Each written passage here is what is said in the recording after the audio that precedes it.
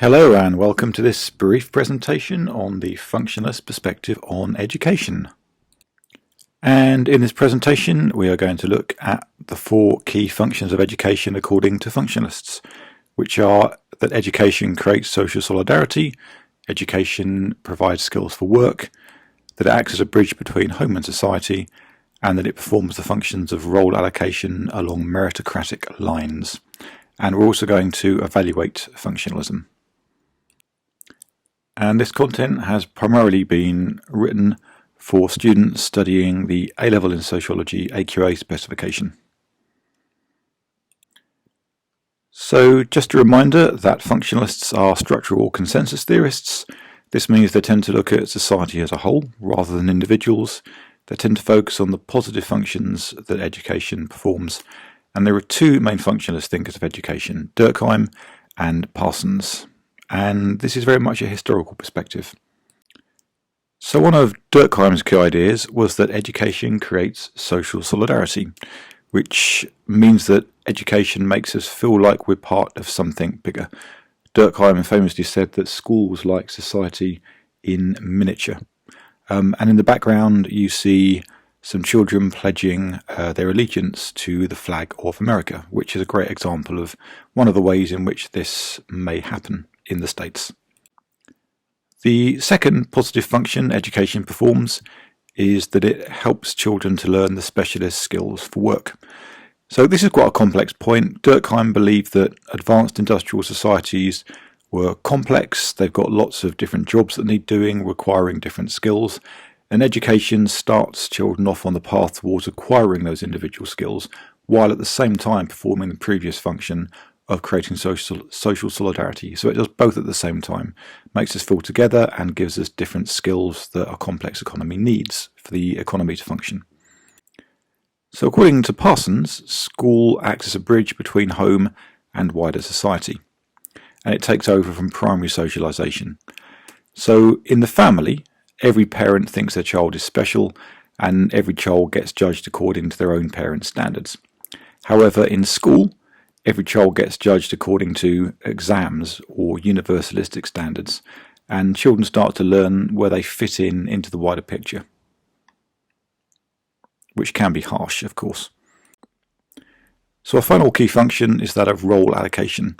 So role allocation is simply where the exam system sifts and sorts children into appropriate jobs via tiered qualifications. So if you go all the way up to PhD level, you might become a professor in university. If you drop out of that energy GCSEs, you might have to do unskilled labour. And functionalists believed this was meritocratic because school gives everyone an equal opportunity to succeed no matter what their background. So on to some evaluations of functionalism. There are a few questions you might want to ask yourself in order to think critically about functionalism. So one is it true? Secondly, what does functionalism miss out, if anything? Is it dated? Very easy criticism. And finally, is it biased? So does it reflect the views of a handful of people? So there is some evidence that functionalism is correct, believe it or not. So firstly, exclusion and truancy rates are very low, which suggests that school works for most pupils. Secondly, if you look at the wealthiest countries on earth, they tend to be the ones with the most advanced education systems. So there is this correlation between developed societies and developed education systems, meaning that education seems to be necessary for an economy to grow. And role allocation, those with degrees earn more than those without degrees, so that seems to work.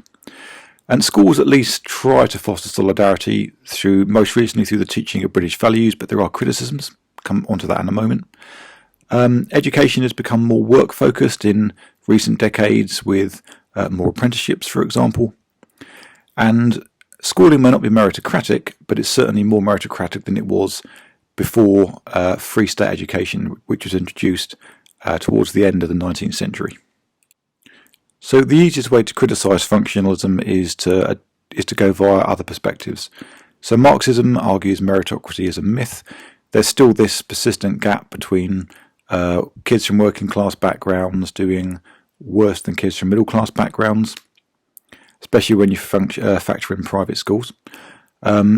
Also, functionalism is ideological. It could be that this is the view of people that go to private schools. Education works very well for them, and they generalise that out to the rest of society.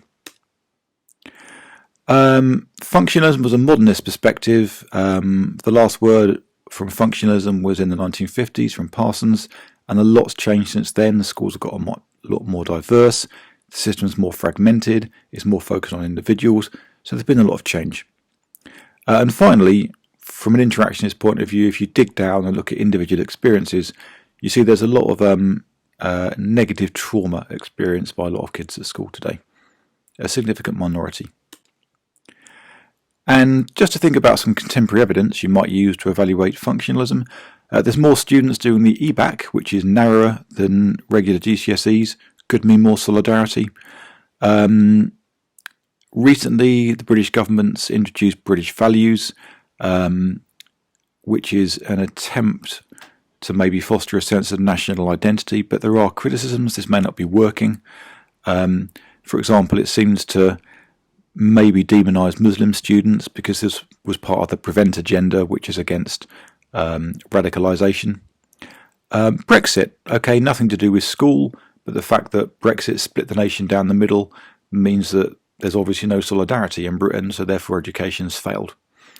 On a more positive note, the labour market stats suggest rather allocation works. There's still this correlation between degree graduates and them earning more money than non-graduates, and the growth of apprenticeships suggests that education is modifying to fit a more diverse, complex workplace. Oh right, so where'd you go next? Please see my blog, revisedsociology.com, for more information. And usually after functionalism, you will be taught Marxism, the new right of neoliberalism, and then postmodernism. Okay, thanks for listening.